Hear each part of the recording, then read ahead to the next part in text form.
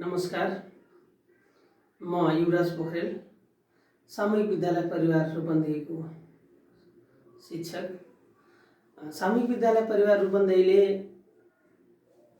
लकडाउनको समयमा विद्यार्थी भाइ बहिनीहरू घरमा बसिरहेर यत्तिकै समय बिताइरहेको अवस्थामा विद्यार्थीको पढाइ लेखाइलाई मध्यनजर गर्दै अनलाइन कक्षाको माध्यमबाट भए पनि विद्यार्थीलाई पठन पाठन गराउने उद्देश्य स्वरूप यस अनलाइन कक्षाको सुरुवात गर्ने जमर्को गरेको छ। यसमा म सम्पूर्ण विद्यार्थी भाइ बहिनीहरूलाई हार्दिक स्वागत गर्न चाहन्छु। विद्यार्थी भाइ बहिनीहरू, म आज कक्षा 8 को नेपाली विषयको पाठ्यपुस्तक अन्तर्गत रहेर आफ्ना पठन पाठनका क्रियाकलापहरूलाई अगाडि बढाउन चाहन्छु। विद्यार्थी भाइ बहिनीहरू, सर्वप्रथम त म तपाईहरुलाई धन्यवाद दिन चाहन्छु, किनभने तपाईहरु कक्षा 7 को वार्षिक परीक्षा उत्तीर्ण गरेर कक्षा 8 मा आउनु भएको छ। यस अर्थमा तपाईहरु सम्पूर्ण धन्यवादको पात्र हुनुहुन्छ। कक्षा 8 जिल्ला स्तरीय परीक्षा हुने कक्षा, यतिकै पनि महत्त्व बोकेको कक्षाको रूपमा चिनिन्छ। 8 कक्षा 10 कक्षा बोर्ड इक्जाम हुने हुनाले तपाईहरुले पहिलेदेखि जानी आउनु भएको छ। यी कक्षाका पठन पाठनहरू अलि स्तरीय हुनुपर्ने आवश्यकता रहेको देखिन्छ।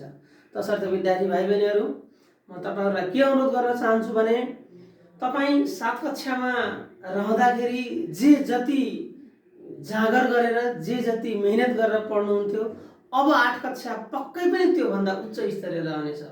तसर्थ तपाईको मेहनत, तपाईको परिश्रम अझ पढेर जानुपर्ने स्थिति देखिन्छ।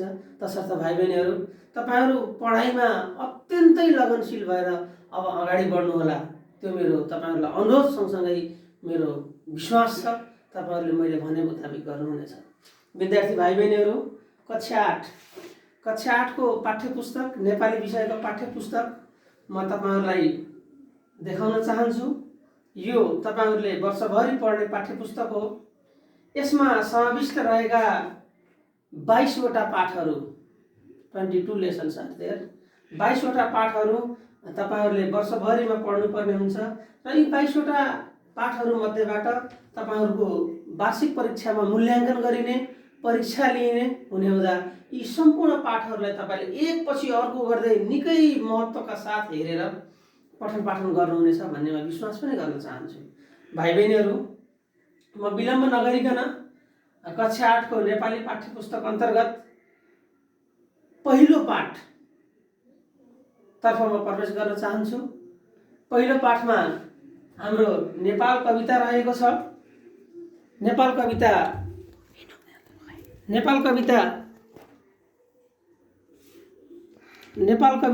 कक्षा 8 को पाठ 1 मा रहेको कविता हो।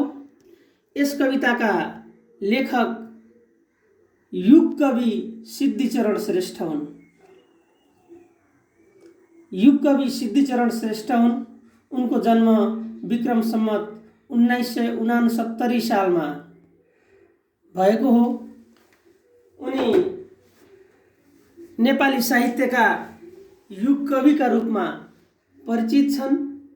उनलाई युग सापेक्ष कविताहरू लेख्ने, समय सापेक्षका कविताहरू लेखेर जनताका पीर मर्का र जनताका जीवन भोगाइका यथार्थहरूलाई आफ्ना कवितामा व्यक्त गर्ने भएका हुनाले उनलाई नेपाल सरकारबाट युग कविको उपाधि दिएको हो। युग कवि भनेको मतलब युग भनेको समय सापेक्ष काव्य कृतिहरू रचना गर्दै वर्तमान युगका पीडा व्यथा वास्तविकतालाई आफ्ना कविताका माध्यमबाट देखाउने कवि भएका हुनाले उनलाई युग कविको सम्मान दिएको हो। विद्यार्थी भाइ बहिनीहरू, यसरी 1969 साल जेठ 9 गते ओखलढुङ्गामा जन्मिएका युग कवि सिद्धिचरण श्रेष्ठ नेपाली साहित्यका अग्रपङ्क्तिमा पर्ने कवि हुन्। उनले पठन पाठनको हिसाबले हेर्दा युग कवि सिद्धिचरण श्रेष्ठको औपचारिक अध्ययन भन्नाले विद्यार्थी भाइ बहिनीहरू, जुन तपाईँ हामी स्कुलमा गएर पठन पाठन गर्ने गर्दछौँ, यसरी पढेर सर्टिफिकेट लिएर वार्षिक परीक्षा, त्रैमासिक परीक्षा दिएर जुन कक्षा पास गरिन्छ त्यसरी पढिने पढाइलाई औपचारिक शिक्षा भनिन्छ। यसरी युग कवि सिद्धिचरण श्रेष्ठको औपचारिक शिक्षा जम्मा 8 कक्षासम्म मात्र रहेको छ। उनले कक्षा 8 सम्मको मात्र औपचारिक अध्ययन गरेका छन् विद्यार्थी भाइ बहिनीहरू। यसरी कक्षा 8 सम्म मात्र औपचारिक अध्ययन गरेको भए तापनि उनको व्यक्तिगत अध्ययन, सेल्फ स्टडी भनेर तपाईँहरूले अलि सजिलै बुझ्नुहुन्छ होला, स्व अध्ययन, उनको स्व अध्ययनको पाटो निकै रहेको छ। उनले नेपाली साहित्यमा धेरै विधामा कलम चलाएका छन्। धेरै विधामा कलम चलाएर आफूलाई युग कविका रूपमा स्थापित गरेका युग कवि सिद्धिचरण श्रेष्ठको मृत्यु विक्रम सम्वत 2049 सालमा भएको हो। विद्यार्थी भाइ बहिनीहरू, तपाईहरूले देख्न सक्नुहुन्छ युग कवि सिद्धिचरण श्रेष्ठको तस्बिर। युग कवि सिद्धिचरण श्रेष्ठ यिनै हुन्। कहीँ कतै तपाईहरूलाई क्विज कन्टेस्टमा अथवा अन्य कार्यक्रमहरूमा पनि चित्र पहिचान गर्नुपर्ने आवश्यकता रह्यो भने तपाईहरूले यो चित्रको माध्यमबाट युग कवि सिद्धिचरण श्रेष्ठलाई चिन्न सक्नुहुन्छ। र अब हामी यति परिचय पश्चात युग कवि सिद्धिचरण श्रेष्ठद्वारा लेखिएको नेपाल कवितामा प्रवेश गर्न चाहन्छौँ। विद्यार्थी भाइ बहिनीहरू, नेपाल कविता नेपालको परिचय अर्थात् नेपाल कस्तो मुलुक हो, नेपालमा के कस्ता चिजहरू छन्, के कस्ता कुराहरूले गर्दा नेपाल महत्त्वले भरिएको देश हो भन्ने कुरा यो कवितामा व्यक्त गरिएको छ। नेपाल कविता हाम्रो देशको परिवेशमा हामी वर्तमान समयका नागरिक हौँ, हामी नेपाल आमाका पछिल्लो समयका सन्तान हौँ, तसर्थ हामीले आफ्नो मुलुकको बारेमा, आफ्नो राष्ट्रको बारेमा केही कुराहरू जान्नुपर्छ।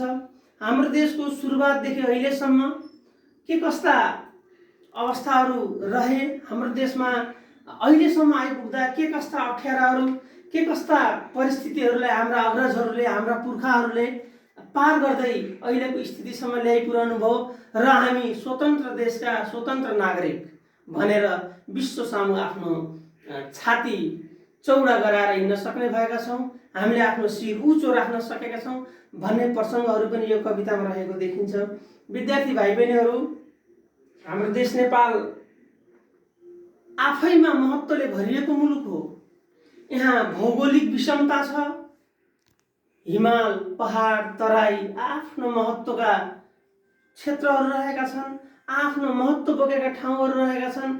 हिमालका आफ्नै विशेषता छन्, पहाडका आफ्नै विशेषता छन्, तराईका आफ्नै विशेषता छन्। यति मात्र होइन विद्यार्थी भाइ बहिनीहरू, परापूर्व कालबाट नेपाललाई जोगाएर अहिलेको अवस्थासम्म ल्याइपुर्याउनको लागि हाम्रा पुर्खाहरूले के कतै कस्ता कस्ता युद्धहरू लडे, चाहे त्यो सुगौली सन्धिभन्दा अगाडिको युद्ध होस्, चाहे नेपाल अङ्ग्रेजसँग लडेको युद्ध होस्, विभिन्न कालखण्डमा गएर हाम्रा पुर्खाहरूले के कस्ता वीरताहरू प्रदर्शन गर्दै गर्दै यो राष्ट्रको इज्जतलाई जोगाउन सके त भन्ने झझल्को पनि यो कवितामा पाइन्छ।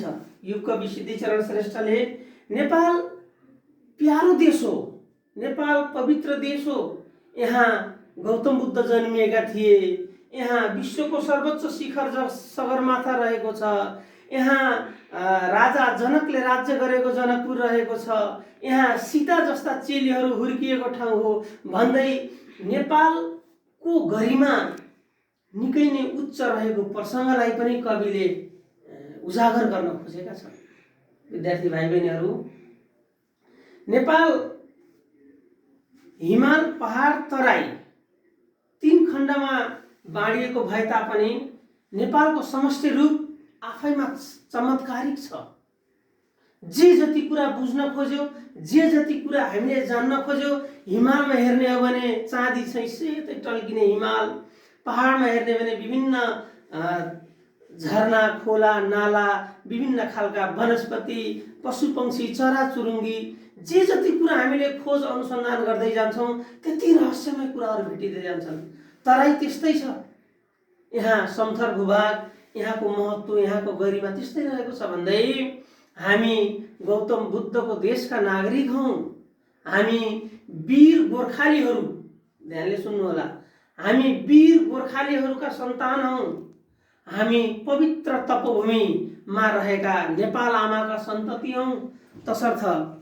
तसर्थ हामी आफ्नै महत्त्वमा, हामी आफ्नै इज्जत जोगाउने काममा अग्रसर, हातमा हात र काँधमा काँध मिलाई हाम्रा पुर्खाले जोगाइरहेको यो धरतीलाई, यो माटोलाई अझ हराभरा तुल्याउने काममा अगाडि बढ्न सक्नुपर्छ भन्ने प्रसङ्ग पनि यो कवितामा उल्लेख गरिएको पाइन्छ।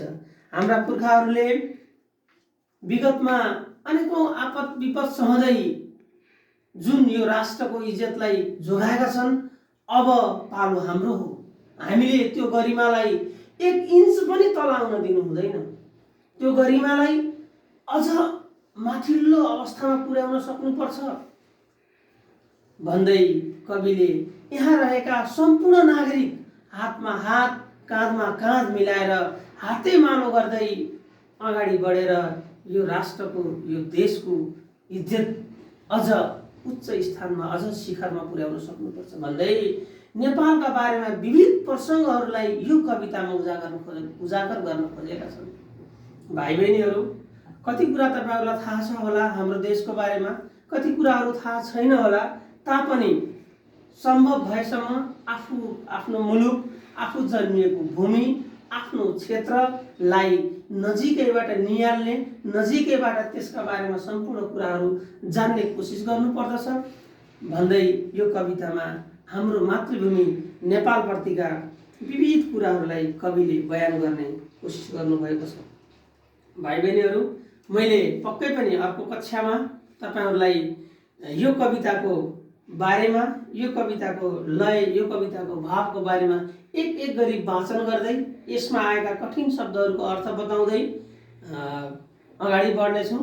त्यसकारण आजको यस कक्षामा कवि सिद्धिचरण श्रेष्ठको सामान्य परिचय सहित यो नेपालको बारेमा संक्षिप्त चिनारीको जुन चर्चा गरियो, जुन तपाईँले ध्यान दिएर सुन्नुभयो, यसको लागि धन्यवाद दिँदै विद्यार्थी भाइ बहिनीहरू, तपाईँहरूलाई अन्तिममा एउटा म गृह कार्यको रूपमा विद्यार्थी भाइ बहिनीहरू एउटा प्रश्न छोड्न चाहन्छु। यसको उत्तर तपाईँहरूले लेख्नुहोला। नेपालका बारेमा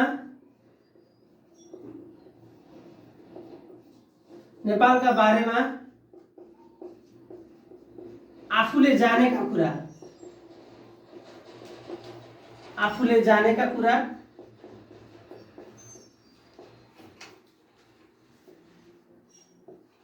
कम्तीमा 2 अनुच्छेदमा आफूले जानेका कुरा लेख्नुहोस्।